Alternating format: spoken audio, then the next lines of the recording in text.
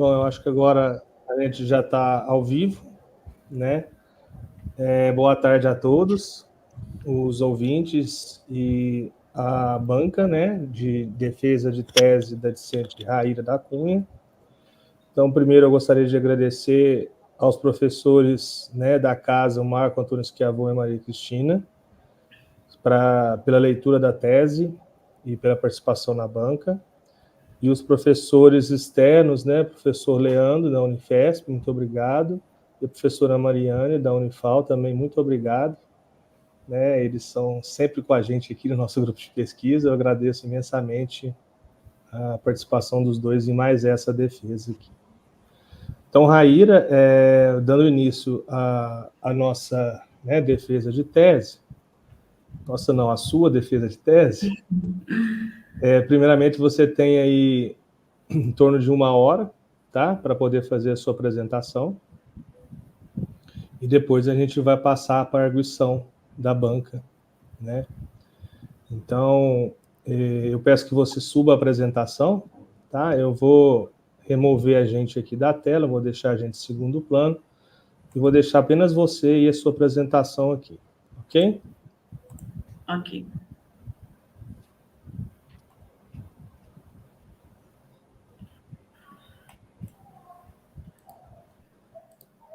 Está compartilhando?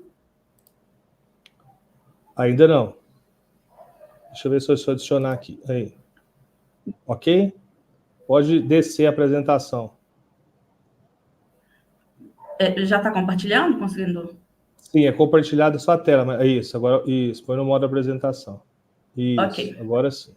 Tá? Então, fique à vontade aí, você tem a palavra, Raíra. Primeiramente, boa tarde a todos. Eu, Raíra, aluna de doutorado do programa de pós-graduação em Física e Química de Materiais, sob a orientação do professor Dr. Keller, vou apresentar os dados obtidos durante a minha tese de doutorado com o título Síntese e caracterização de nanopartículas magnéticas revestidas com polianilina, visando a aplicação em estudos de adsorção e preparo de amostra para diclofenaco.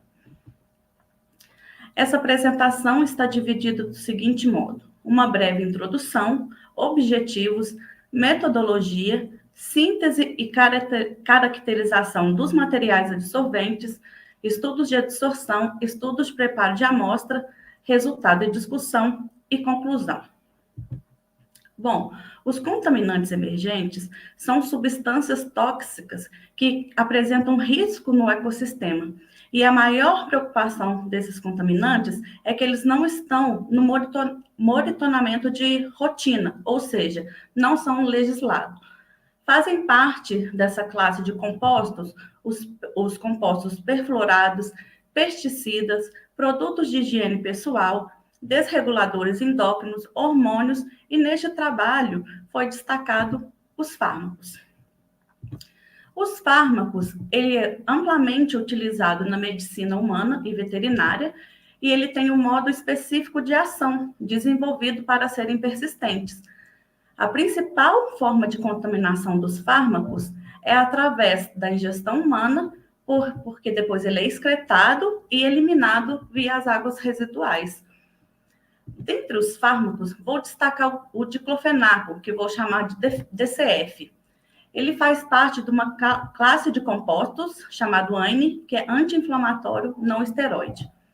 Ele é muito usado no tratamento médico humano, devido às suas propriedades anti-inflamatória, analgésica, antipirética e antirreumática. Ele é um medicamento de venda livre, ou seja, ele não precisa de receita para poder comprar, e sendo assim, ele é a 12ª substância genérica mais usada no mundo. Ele já foi encontrado em águas residuais e ele apresenta impactos prejudiciais sobre o organismo aquático e quem consome a água contaminada. Segundo os estudos de LAT, foi encontrado DCF em águas superficiais e em 83% das amostras de água analisadas em rios europeus.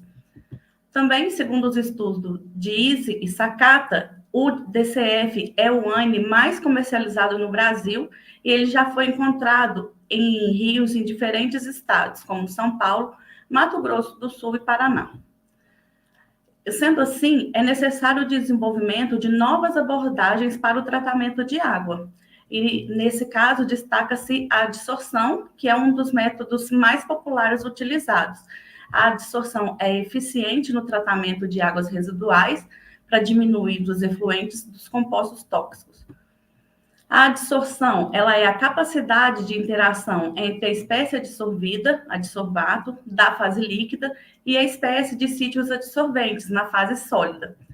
Podemos observar aqui em verde a molécula representando o adsorbato, que vai aderir à superfície devido a forças intermoleculares, como forças de Van der Waals, ligação de hidrogênio ou interações de polo-dipolo.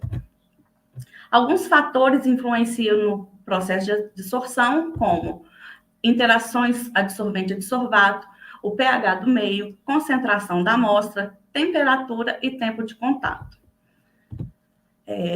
A área superficial e o volume de poro, quanto maior for o material adsorvente, maior a capacidade de adsorção. Os poros são divididos em 3 categorias: microporos, menor que 2 nanômetros, mesoporos, entre 2 nanômetros e 50 nanômetros, e macroporos, acima de 50 nanômetros. Os materiais microporosos, eles são utilizados em adsorção de gases, e macroporosos para transporte de gases. Nosso objetivo são os materiais mesoporosos, porque eles são muito utilizados na dissorção de fármacos e corantes. A desorção, ela é o inverso da dissorção, ou seja, a liberação de moléculas que previamente foram adsorvidas. A desorção do analito é crucial para tornar a dissorção mais econômica, permitindo a recuperação do material, diminuindo, então, a quantidade de material descartada no meio ambiente. Além do interesse de remover o DCF em meio aquoso, também é necessário quantificar o DCF excretado em urina, pois fornece informações relevantes sobre sua presença no meio ambiente e seu potencial impacto na saúde humana e ambiental. Porém, a urina é uma amostra muito mais complexa e, sendo assim, é necessário o desenvolvimento de um método analítico mais sensível e mais seletivo, aumentando, assim, o nível de confiabilidade da amostra. Uma técnica que é bastante utilizada para determinar fármaco em urina é o preparo de amostra. Essa técnica baseia no isolamento e concentração dos analitos presentes em uma matriz e tem o objetivo de extrair o analito contido da amostra, apresentando um grau de seletividade, rapidez e conveniência. O MESP é uma técnica do preparo de amostra, que é a extração em fase sólida magnética, que é a junção da extração em fase sólida com propriedades magnéticas, trazendo menos etapas no processo de extração, economizando tempo, melhorias na capacidade de adsorção, menor quantidade de solvente e facilidade na separação de fase. Aqui representa a técnica, essa figura representa a técnica de MESP, onde a gente pode perceber aqui o material é disperso, né, na matriz, e quando aproxima o ímã, ao aproximar o ímã, consegue realizar a separação do adsorvente. Dentre os materiais adsorventes, os polímeros são muito utilizados, e, em especial os polímeros condutores, por obterem sistemas biconjugados, que são ligações duplas e simples alternadas. Com isso, combinar propriedades elétricas de um semicondutor com as vantagens de um polímero. Dentre os polímeros semicondutores, destaca-se a polianilina, que eu vou chamar de PANI, devido à sua autocondutividade elétrica, insolubilidade em água, estabilidade ambiental, custo relativamente baixo e fácil preparo. Podemos observar aqui na estrutura da PANI a presença de muitos grupos aminos, né, que é capaz de interagir com diversos analitos, seja eles orgânicos ou inorgânicos. O MIP é um material, é o polímero molecularmente impresso, é um material adsorvente alternativo, que é altamente seletivo, porque ele é moldado com a molécula molde em estudo. Normalmente, essa molécula molde é o próprio analito, e a pane tem sido utilizada na síntese do MIP. A síntese do MIP utilizando a pane é pelos métodos de impressão não covalente. Essa figura representa o esquema do processo de síntese, onde a molécula molde ela vai ser misturada com os monômeros funcionais, como a anilina, e após a polimerização, ela é lavada para remoção da molécula molde. E com isso, vamos obter sítio de ligação que vai ter afinidade com analito. Um fator interessante é a introdução do magnetismo, é a adição do adsorvente convencional mais óxidos metálicos. Tem a vantagem de obter rápida e fácil separação do adsorvente da água ou matriz biológica. Então, como objetivo, o objetivo é sintetizar e caracterizar nanopartículas magnéticas revestidas com a pane, realizar os estudos de adsorção em meio aquoso, estudo de preparo de amostra em urina humana, tendo como frente o DCF. Para isso, vai desenvolver um método simples, rápido e produtível para análise de DCF por HPLC, sintetizar o material magnético revestido com a pane, denominado as nanopartículas magnéticas revestidas com pane, e o MIP magnético revestida com pane, denominado nanopartícula revestida com MIP. Realizar as caracterizações dos materiais utilizando as técnicas de microscopia eletrônica de varredura, espectroscopia por dispersão de energia, espectroscopia de infravermelho por transformada de Fourier, análise termogravimétrica, difração de raio-x e BET. Também avaliar a propriedade hidrofílica e hidrofóbica dos materiais pelo teste de molibilidade e determinar o ponto de carga zero, PCZ, e potencial zeta dos materiais sintetizados. Na aplicação das nanopartículas revestidas com a pane, como material adsorvente frente ao DCF meio aquoso, otimizar os parâmetros para estudo de adsorção na nanopartícula revestida com a pane, para remoção de DCF, variando parâmetros como pH, quantidade de material adsorvente, tempo de contato, concentração e temperatura, realizar estudos cinéticos envolvendo modelos de pseudo primeira ordem, pseudo segunda ordem, Elovit e difusão intrapartícula, estudar o efeito da concentração por meio de isotermas e analisando os modelos Langmuir, Freundlich, Ridley-Peterson, Langmuir, Freundlich, Siegel-Site e Duo-Site. Realizar o estudo termodinâmico, realizar o estudo de desorção e reutilização do material adsorvente. Para aplicar a nanopartícula coberta com MIP como material adsorvente em preparo de amostra frente ao DCF em urina humana, vai estudar a capacidade do material recoberto com MIP em extrair o DCF da urina por meio da técnica de preparo de amostra, MESP, avaliando o efeito de diferentes parâmetros, tais como pH da amostra, solvente de eluição, volume de eluente, quantidade de material, volume de amostra, tempo de agitação, reuso e comparação com outros materiais adsorventes.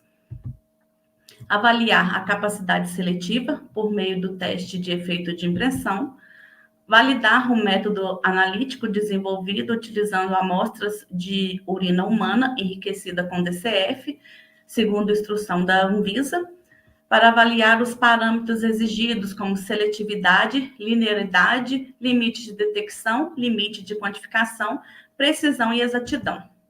Aplicar o método desenvolvido, otimizado e validado na análise de amostras reais de urina humana de voluntários sadios. Bom, para a síntese dos materiais, eles foram feitas em duas partes. Primeiramente, sintetizou o óxido de ferro, e para isso foi colocado o cloreto férrico, com sulfato de ferro em 80 ml de água a 80 graus Celsius, adicionou 50 ml de hidróxido de amônio e foi mantido em repouso por 80 graus Celsius. Logo após, esse material foi lavado abundantemente até atingir o pH neutro. Depois, esse material foi seco por 24 horas, numa temperatura de 60 graus. A segunda parte envolve recobrir o material com sílica, pois esse revestimento com sílica cria uma barreira que impede a oxidação dos átomos de ferro, proporcionando, então, uma estabilidade ambiental. Para isso, adicionou 1 grama do óxido de ferro preparado anteriormente, mais 100 ml de uma solução água e etanol numa proporção 5:1. Foi mantido em 20 minutos em ultrassom. Depois foi adicionado o hidróxido de amônio mais o TEOS, deixado em agitação por 12 horas. E logo após, esse material foi lavado também em abundância até atingir o pH neutro. E depois foi seco durante 24 horas com 60 graus Celsius. A última etapa utilizou 1 grama do material sintetizado anteriormente em 150 ml de água. Foi colocado em agitação magnética e no ultrassom por 5 minutos. E essa solução foi adicionada em uma solução previamente preparada com um cloreto de besalcônio. O cloreto de besalcônio é um surfactante que vai ser o molde mesoporoso, com 10 ml de HCl mais 1 ml de anilina. Para a síntese do material revestido com MIP, adicionou também o fármaco. Como agente oxidante, foi usado o persulfato de amônio. Então, essa solução foi mantida em banho de gelo e agitação magnética por 5 horas. Esse material foi seco em 60 graus Celsius, depois ele foi peneirado e passado numa peneira de 200 mesh, a fim de obter um pó fino e homogêneo. É importante destacar que para o material revestido com MIP foi feito a lavagem, com uma solução de metanol ácido acético numa proporção 9:1. Bom, aqui só é um esquema representando a síntese, onde as nanopartículas de óxido de ferro recoberto com sílica, a adição da anilina com o outro material com o fármaco, chegando no material final.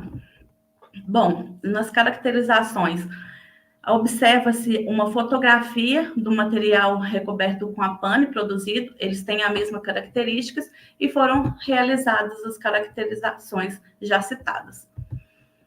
PCZ, o ponto de carga zero, o que é chamado de PCZ, é o pH da solução quando está em equilíbrio com a superfície do material. Nesse ponto, o número de cargas positivas é igual ao número de cargas negativas.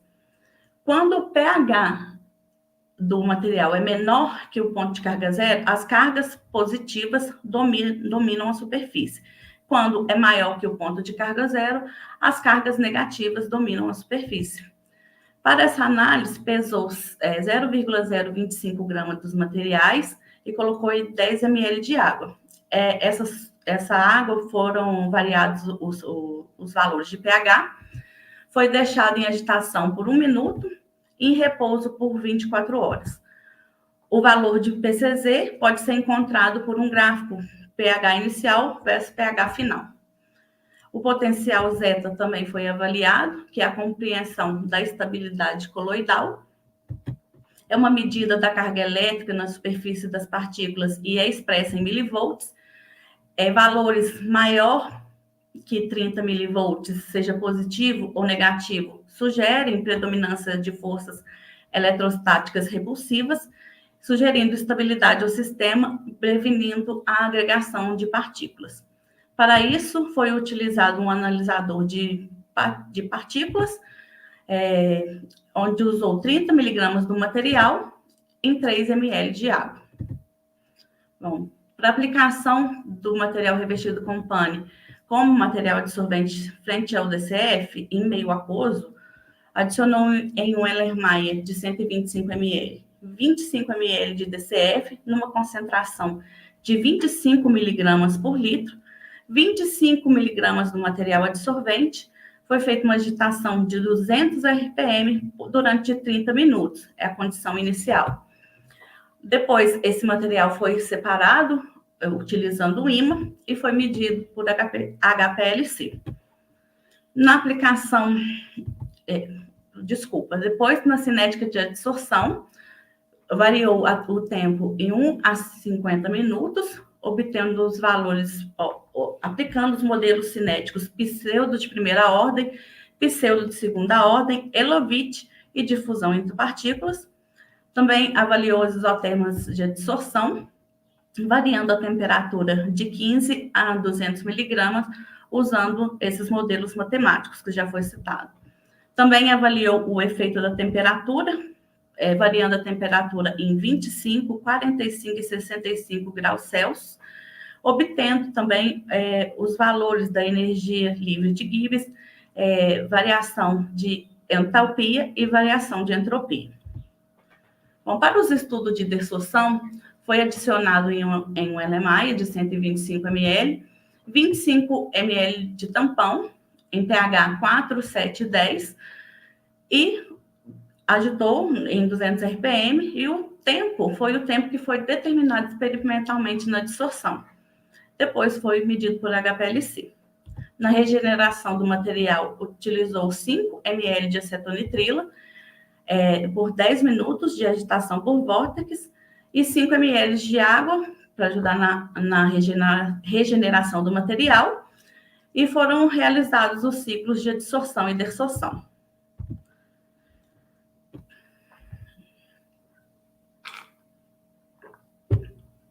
Para a aplicação do material magnético revestido com MIP como material adsorvente em preparo de amostra frente ao DCF em urina humana, primeiramente hidrolisou a urina humana a fim de remover interferentes. Para isso, foi colocado em um balão 300 microlitros de óxido de sódio e completado com urina humana. Foi deixado em banho-maria por 65 graus Celsius, foi centrifugado e depois recolheu o sobrenadante para utilizar a urina. Na otimização do preparo de amostras, as condições iniciais 20 miligramas do material absorvente, usou 750 microlitros de urina enriquecida com DCF, numa concentração de 20 microgramas por ml. Foi editado em vórtex por 45 segundos em todas as etapas do processo. Usou 700 mililitros de metanol e depois foi recolhido o sobrenadante. Esse material foi seco em 60 graus Celsius e depois foi ressuspenso em 200 microlitros de metanol. Bom, na otimização do preparo de amostra foi avaliado os seguintes parâmetros e também avaliado a reusabilidade do material, a comparação com outros materiais adsorventes. Bom, com as condições otimizadas, foi feito os estudos de efeito de impressão, utilizando outros fármacos, sendo um fármaco ácido, a cefalexina, neutro, que é a cafeína, e um básico, que é a bupropiona.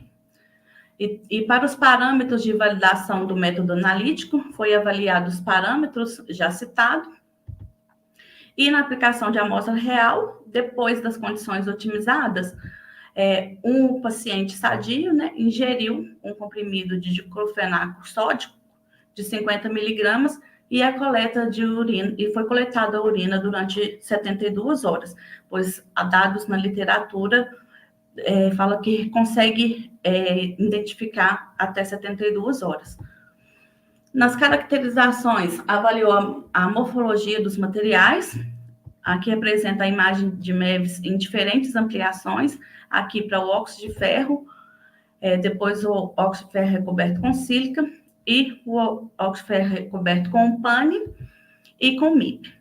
Podemos observar que para todos os materiais apresentaram superfícies heterogêneas, sem formato definido.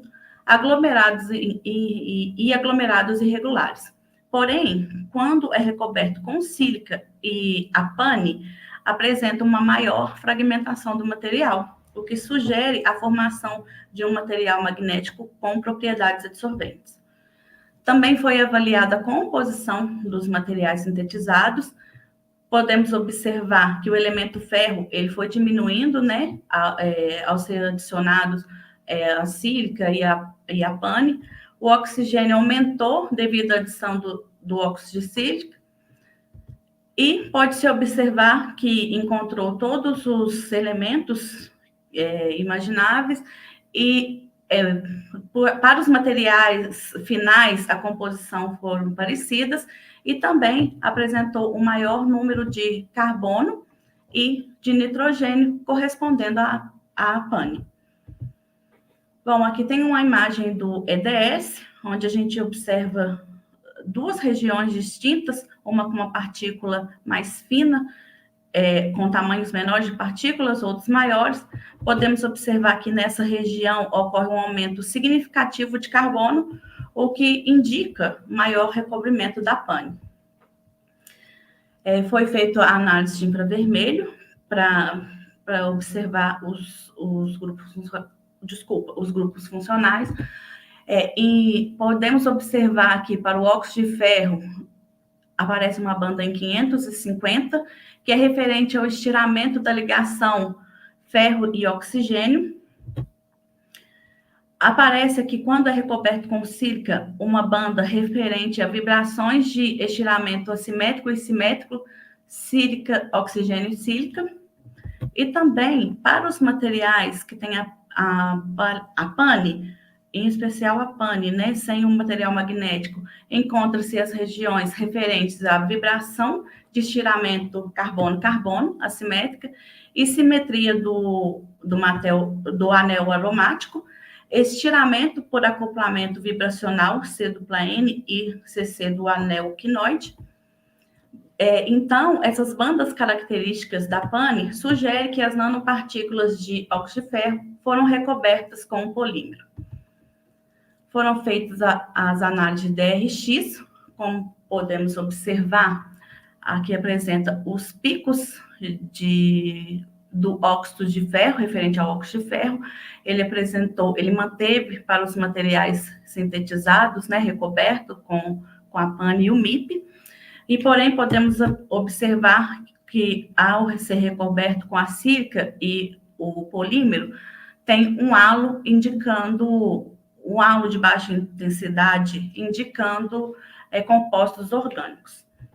Foi medido também o tamanho do cristalito, observa-se que está em tamanho de nanômetro, isso sugerindo que, após o recobrimento do material magnético, houve a preservação da estrutura cristalina, garantindo as propriedades magnéticas do material final.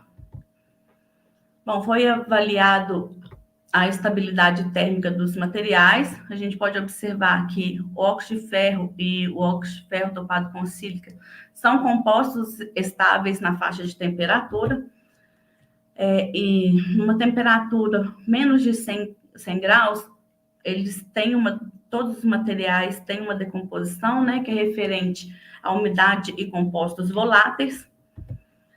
E é importante aqui observar que os materiais finais, recobertos com pane e MIP, ele perde uma parte do percentual, que é a parte orgânica, mantendo aqui a partícula magnética. Podemos observar que a pane, ela decompõe totalmente. Foi analisado as propriedades texturais dos materiais. Podemos observar aqui as isotermas de adsorção e desorção dos materiais, que corresponde à isoterma do tipo 4, segundo as classificações de isotermas de acordo com a IUPAC.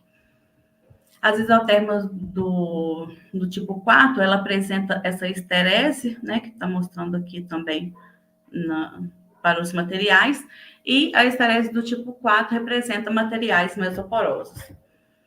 Também foi avaliado a área superficial, o volume de poro. Observa-se que, ao recobrir com o polímero, aumenta a área superficial e o volume de poro, Isso favorece a adsorção. E o tamanho de poro, a gente pode observar que, ao ser revestido, ele aumenta, trazendo uma característica mesoporosa, que é entre 2 nanômetros e 50 nanômetros. Também foi avaliado a molhabilidade. A molhabilidade, ela é avaliada pelo ângulo de uma gota d'água com a superfície do material. Medido esse ângulo, o ângulo menor que 90 graus apresenta propriedades hidrofílicas e maior hidrofóbicas. Observa-se aqui, teve o ângulo de 58 graus Celsius para o óxido de ferro, de 57 graus, Celsius, não, desculpa, 57 graus para recoberto com sílica, 86 para recoberto com pânico e 67 com MIP. Então, todos os materiais apresentaram propriedades hidrofílicas, porém, a adição da pane resultou uma redução da hidrofilicidade do material. Ele aumentou, né, o ângulo. Essa redução pode ser atribuída à existência de segmentos hidrofóbicos dentro da estrutura. Também foi avaliado o potencial zeta e o ponto de carga zero. Para o material recoberto com pane, o ponto de carga zero é 3,91, o recoberto com MIP 3,48.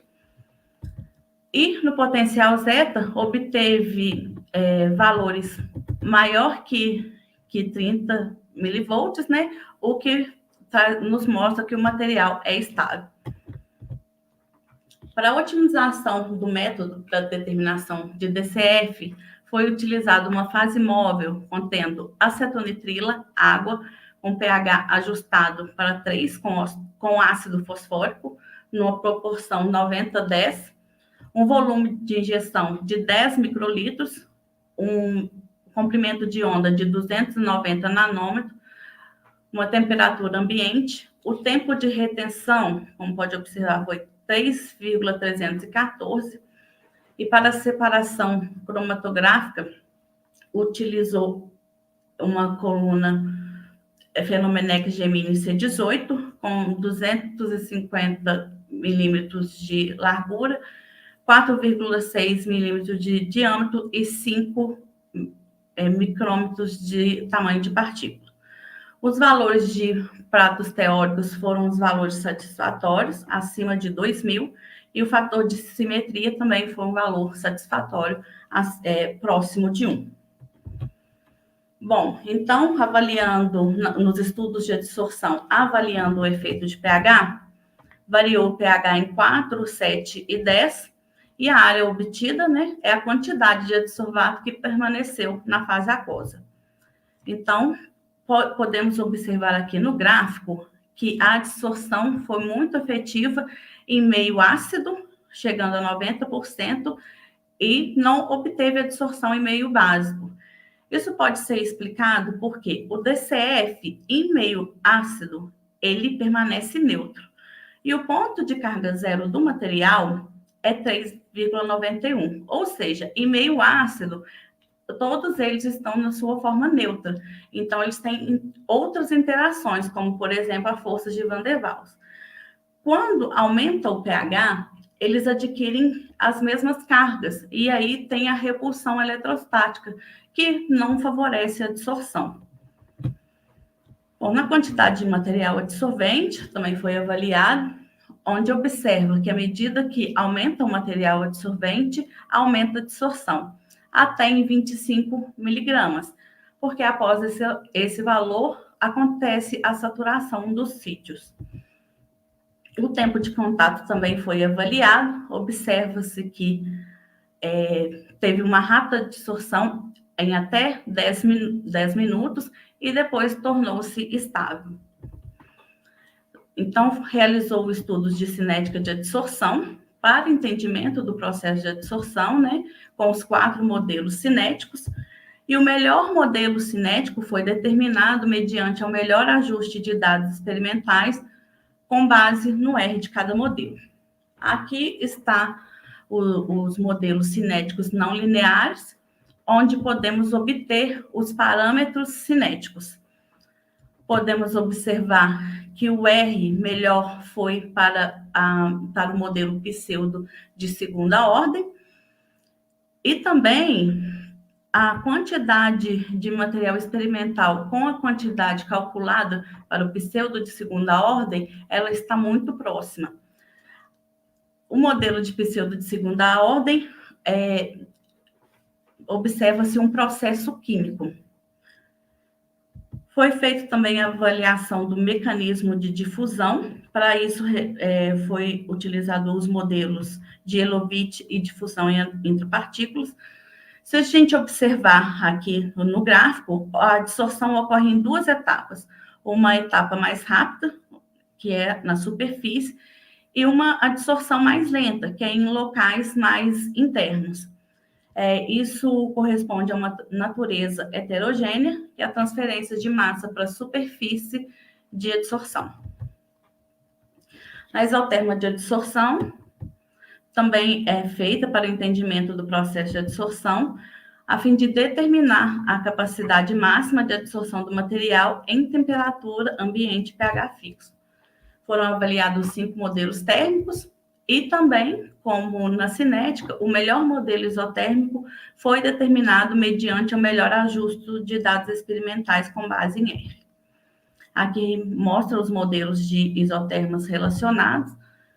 Podemos observar que para o modelo de Langmuir-Friedrich do site obteve o melhor valor de R e também a quantidade de material absorvida foi próxima ao valor calculado. O modelo de Langmuir-Friedrich do site indica que a adsorção pode acontecer tanto em locais homogêneos e heterogêneos do material. Foi avaliado o efeito da temperatura, variando a temperatura em 25, 45 e 65 graus Celsius. Pode-se observar que com o aumento da temperatura, aumenta um pouco a dissorção, então ocorre a difusão do adsorvato para sítios ativos do material adsorvente. Foi feito os valores de regressões de Van 't Hoff, obtendo os parâmetros termodinâmicos.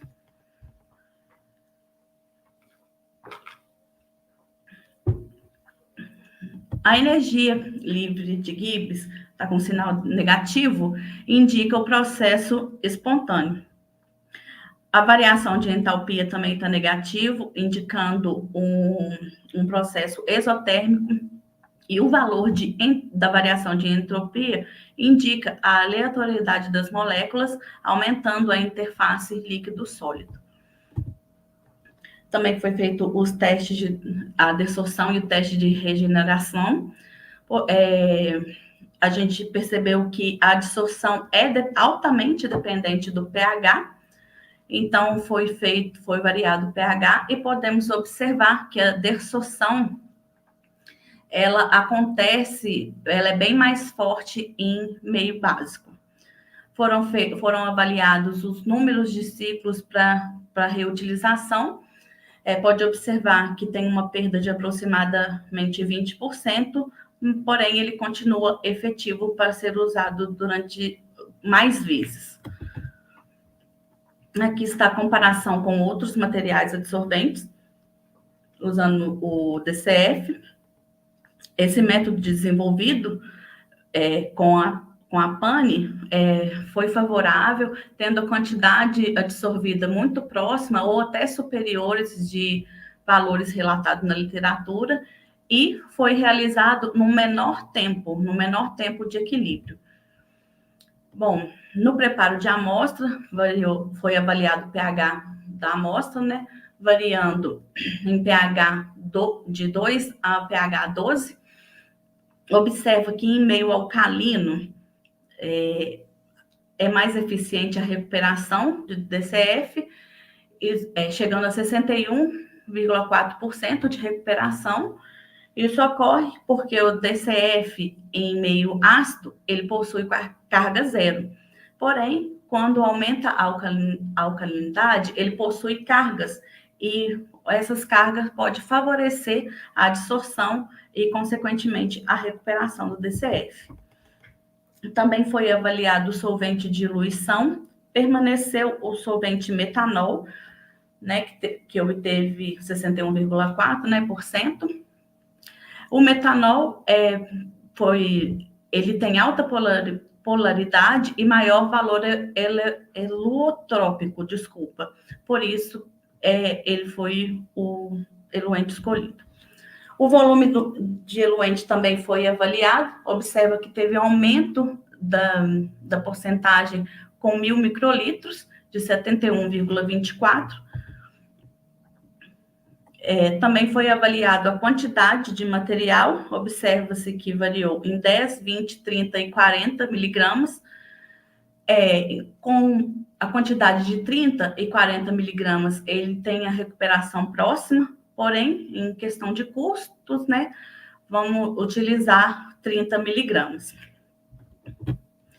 Foi avaliado também o volume de amostra. Observa-se que com menor volume de amostra chegou em 91%, o que indica que volumes maiores de amostra ocupam os sítios do material adsorvente. Também foi avaliado o tempo de agitação. Pode-se observar que foi melhor em 45 segundos, então manteve esse tempo. Foi avaliada a reusabilidade do material.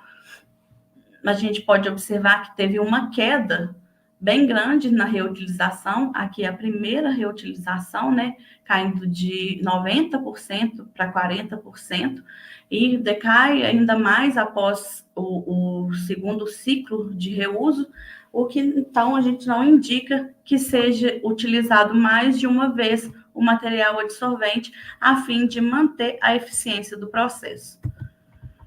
Também avaliou a eficiência na extração e comparação com outros materiais, utilizando um material que já foi sintetizado no laboratório, no grupo de pesquisa, com outro polímero, sintetizado com outro polímero, o polivinilimidazol, e outra molécula molde, que é a azametifos. Também foi avaliado o material recoberto com pane, ou seja, que carece da molécula molde e com MIP. Observa-se que o material recoberto com MIP, ele possuiu mais adsorção, melhor adsorção e recuperação, destacando a seletividade do DCF na eficácia da adsorção. Aqui está um resumo dos parâmetros avaliados. E também foi avaliado o efeito de impressão e capacidade seletiva, onde a gente pode observar aqui que os valores de coeficiente de distribuição para o DCF foi muito maior que para os outros fármacos, indicando uma alta afinidade do material. Também foi muito maior que para o pane, indicando que tem os sítios seletivos com alta capacidade de reconhecimento. Também foi calculado o coeficiente relativo, onde apresenta o efeito de impressão positivo, sugerindo a eficiência da impressão molecular. Bom, aqui mostra, né, a recuperação dos materiais, a recuperação dos fármacos, desculpa, onde pode observar que o DCF ocorreu a melhor recuperação. Bom, foi feito o teste de seletividade. Podemos observar aqui no gráfico, em azul, um cromatograma do branco, né, só da urina, e aqui em verde, com adição de 80 nanogramas por ml do fármaco. A gente pode observar que os interferentes, eles não atrapalham na análise, pois ele está num tempo de retenção muito menor que para os fármacos. Para o fármaco DCF. Foi avaliado também a linearidade, onde obteve ótimos valores, tendo valor de RSD menor que 15%, o valor de F abaixo do valor crítico e o valor de P acima do nível de confiabilidade, que é 0,05. Ele foi um método sensível, obtendo limite de detecção, limite de quantificação baixo e também RSD e RE dentro dos valores esperados. Também a precisão e exatidão manteve-se dentro dos valores esperados, com RSD e RE abaixo de 15%, e também valores de P acima do nível de confiabilidade. Bom, foi feito, então, o teste em amostra real. A gente pode observar aqui na cor magenta, né, ou seja, só o branco, só a urina. Em azul, com a urina adicionada o fármaco, com 220 nanogramas por ml. E em verde, a amostra real. Pode observar o sinal de um sinal claro e seletivo. Foi possível quantificar 83,48 nanogramas por ml de DCF na urina. Isso, desculpa. E podemos observar também um pico após o pico de DCF, que pode ser de algum metabólito ou algum interferente. Ocorreu a comparação com métodos já reportados na literatura, com a determinação de DCF em urina por HPLC, e esse trabalho teve níveis mais baixos de limite de detecção e limite de quantificação, garantiu uma boa recuperação do analito, a propriedade magnética agilizou o processo sem comprometer no processo de preparo de amostra. Então, como considerações finais, a pesquisa sobre a síntese e caracterização de materiais baseados em pane com propriedades magnéticas e sua aplicação como adsorventes em estudo de adsorção aquosa, bem como na preparação de amostras de urina para determinação seletiva de DCF, levou a várias conclusões importantes. Os materiais desenvolvidos demonstraram eficácia na remoção de DCF de amostras aquosas e no preparo de amostras de urina humana, empregando a técnica de MESP, sugerindo aplicabilidade na purificação de água e análise de amostras biológicas. As técnicas de caracterização trouxeram informações sobre a estrutura, composição, estabilidade térmica, propriedades texturais, interações superficiais, sugerindo que o revestimento das nanopartículas magnéticas com a pane apresentou o desempenho necessário para as aplicações. Os métodos analíticos criados para determinação de DCF em solução aquosa e urina humana mostraram-se ser seletivos, com limite de detecção e quantificação adequado. Em suma, esse estudo contribui para o conhecimento sobre a síntese e caracterização de materiais adsorventes magnéticos à base de pane e também seu desenvolvimento em direção à aplicação práticas, fornecendo informações valiosas sobre suas propriedades e desempenho em aplicações potenciais. Queria agradecer primeiramente à banca por ter aceito o convite, à Universidade Federal de São João del Rei, o grupo de pesquisa PID Analítico e os fomentos CAPES, CNPq e FAPEMIG. Obrigada a todos.